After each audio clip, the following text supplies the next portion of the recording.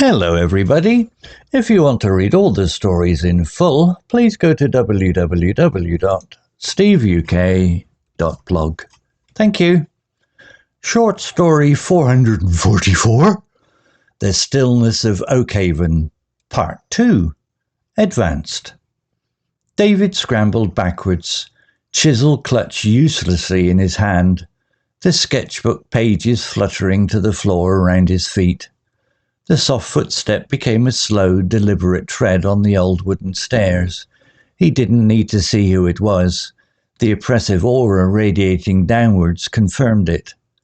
Mrs. Barlow appeared at the turning of the staircase, silhouetted against the dim landing light.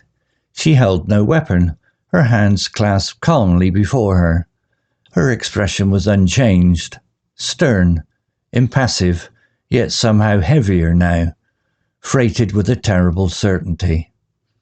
"You shouldn't have disturbed things, Mr. Davies," she said, her voice the same flat tone as before, yet carrying an undeniable weight in the unnatural quiet.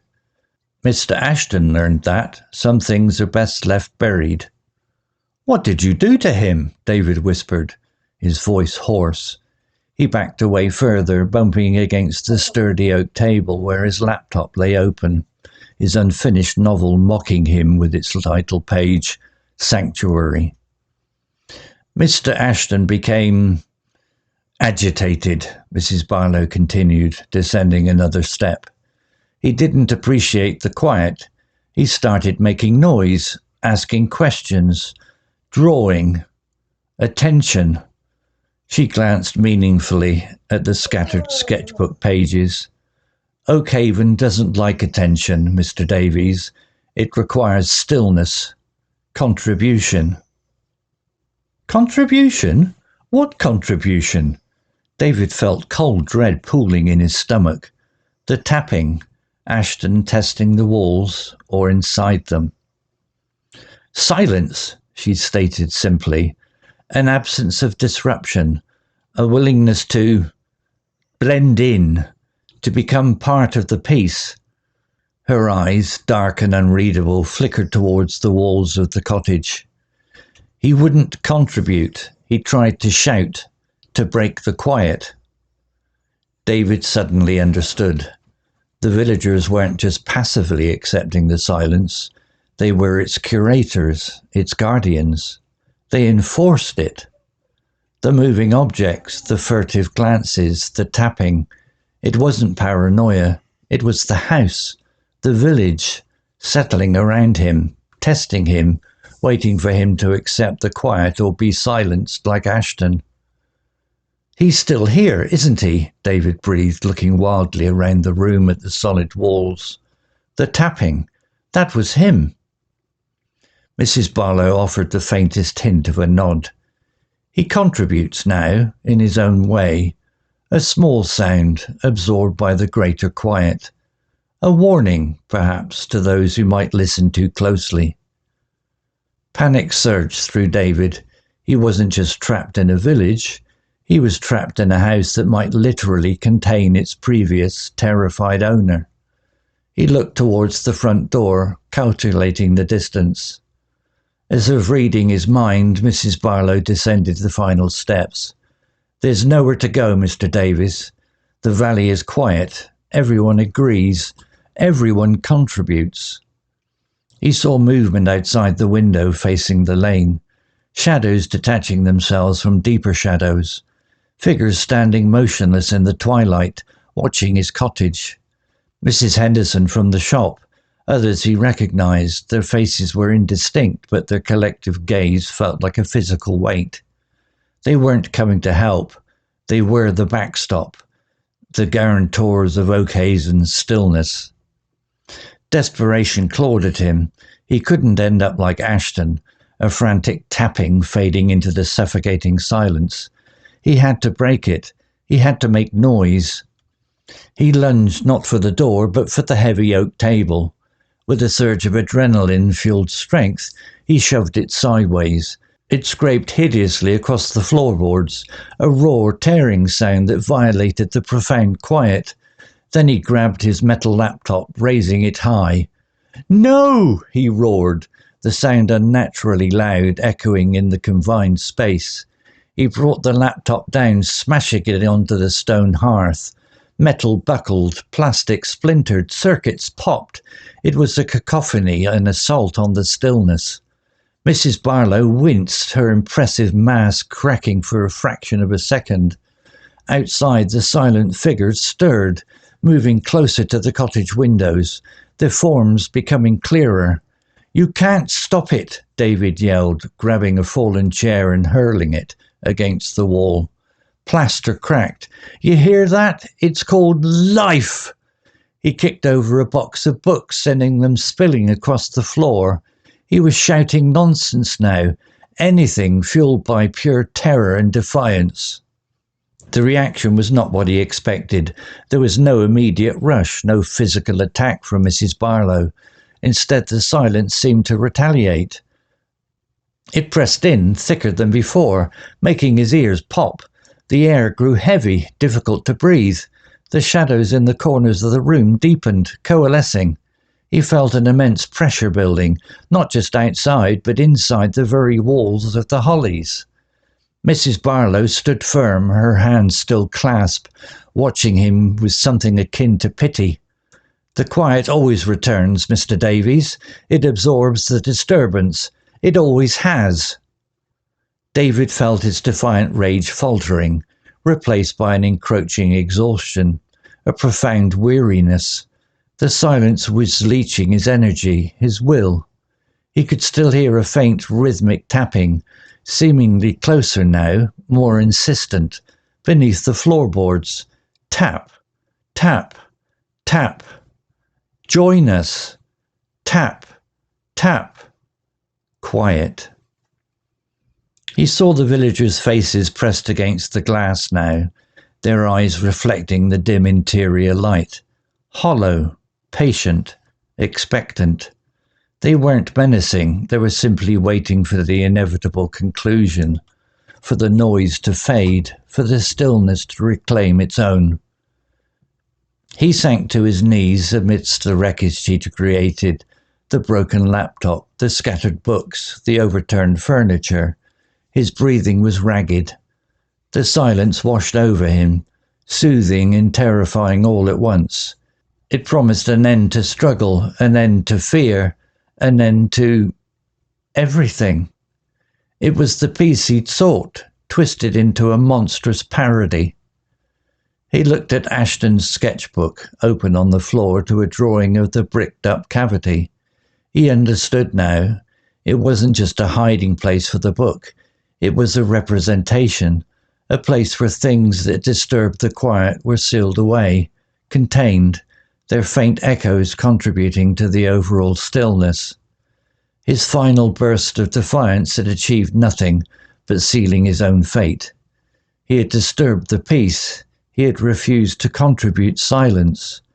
Now Oakhaven would ensure he contributed in the only way left.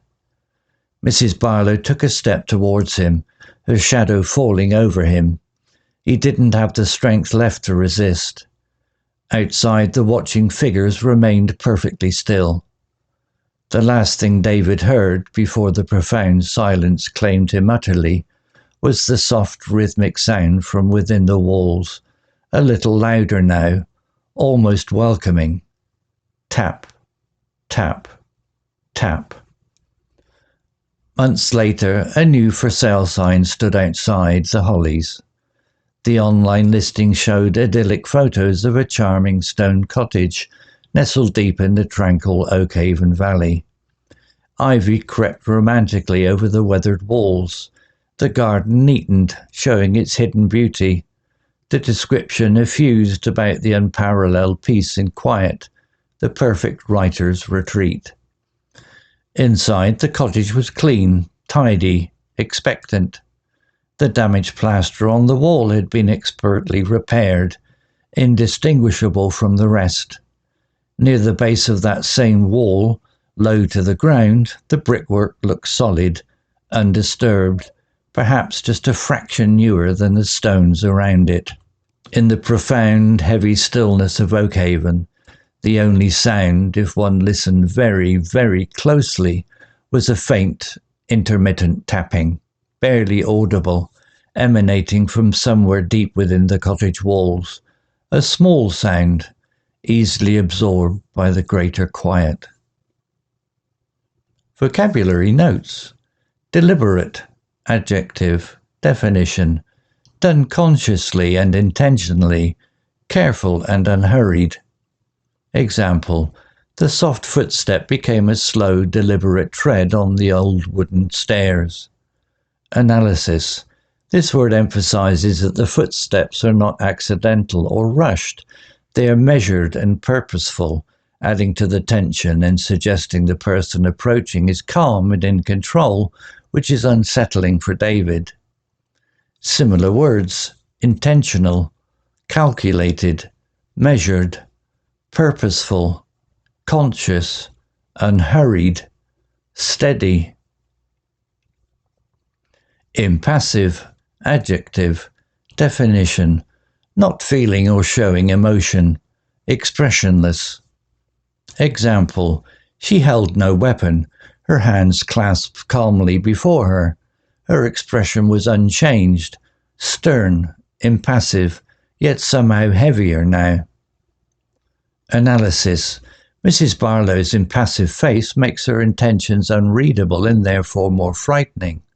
Her lack of visible emotion in such a tense situation suggests coldness, certainty, or perhaps that she sees this confrontation as routine or inevitable.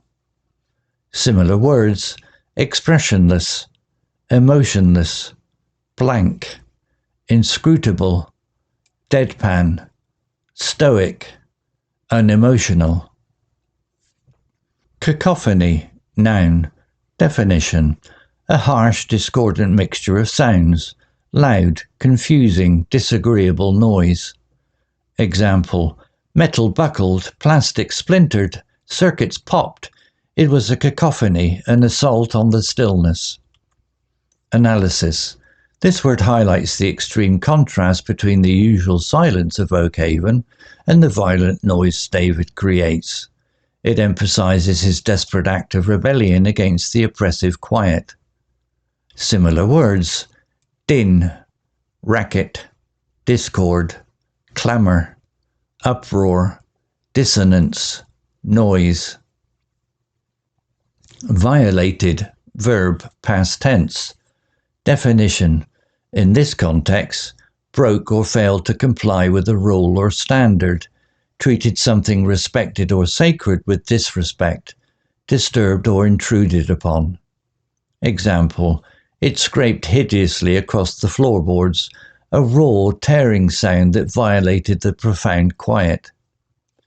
Analysis.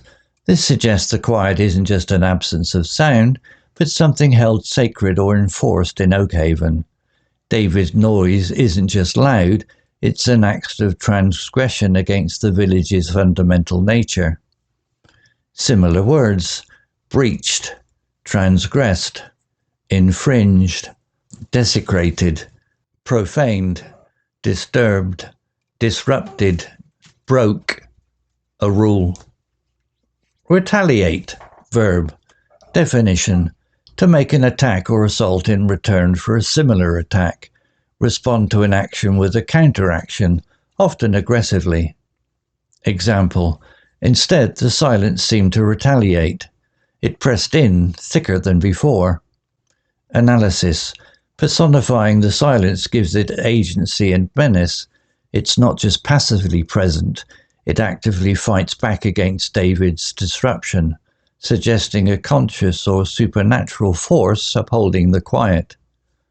Similar words: respond, react, counterattack, strike back, hit back, reciprocate negatively. Encroaching, adjective, present participle. Definition: advancing gradually beyond usual or acceptable limits, intruding, often slowly and stealthily. Example, instead he felt an encroaching exhaustion, a profound weariness. Analysis. This describes how the exhaustion isn't sudden but creeps up on David, suggesting the silence is subtly but effectively overpowering his resistance, like an incoming tide.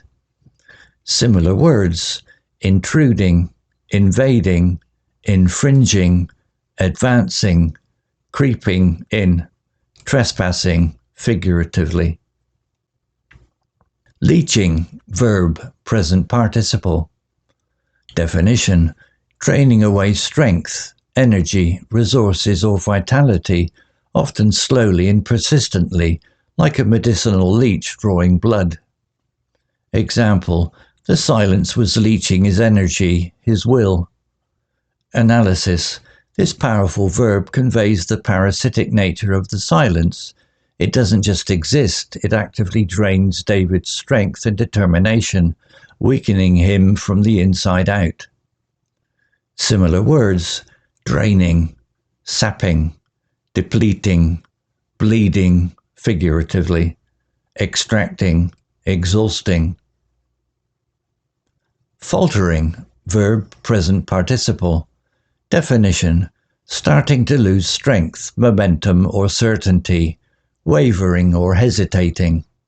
Example: David felt his defiant rage faltering, replaced by an encroaching exhaustion. Analysis: this marks the turning point where David's resistance begins to fail under the immense pressure of the silence and the villagers' vigilance. His fight is weakening. Similar words: wavering, hesitating, weakening, stumbling, declining, flagging, losing ground. Coalescing, verb, present participle. Definition: coming together and forming one mass or whole, merging or combining. Example: the shadows in the corners of the room deepened, coalescing. Analysis: this makes the shadows seem active and menacing, gathering strength or perhaps even forming shapes. It adds to the supernatural or psychological horror, suggesting the darkness itself is becoming tangible. Similar words: merging, uniting, combining, fusing, blending, consolidating, gathering. Story written by Gemini AI. Image created by Grok 3 AI. To read all the stories in full, please go to www.steveuk.blog. Thank you.